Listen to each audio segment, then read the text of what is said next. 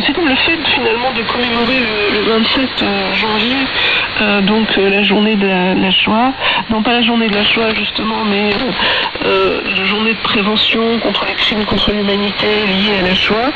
Je trouve que c'est un tout petit peu dommage que l'ONU l'ait imposé. C'était en 2005. Je pense que le projet européen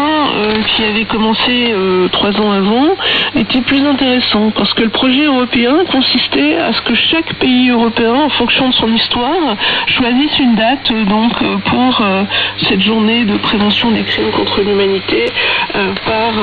en fait une commémoration des victimes de la Shoah.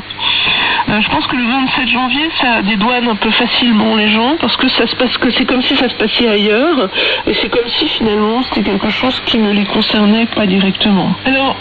aussi, il me semble important que au quotidien, le fait de fréquenter les Stolperstein,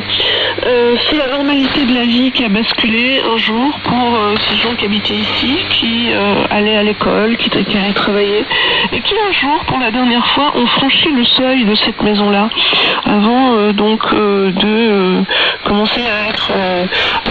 arrêtés, persécutés, cachés, etc., déportés et puis finalement assassinés. Mais un dernier jour, ils sont passés ici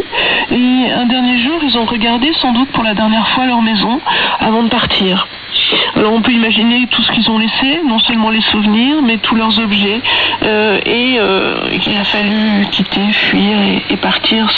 finalement sans retour. L'implication des habitants et des voisins est aussi importante dans le sens où le bystander est une position qui me semble fondamentale, puisque finalement si des gens ont été sauvés, si les juifs ont été sauvés, c'est aussi grâce aux voisins et à la résistance des voisins. Quand en Allemagne, en Pologne par exemple, Jan Gross a étudié la situation et la position des voisins qui eux-mêmes ont participé activement à l'extermination, eh bien on se rend compte que finalement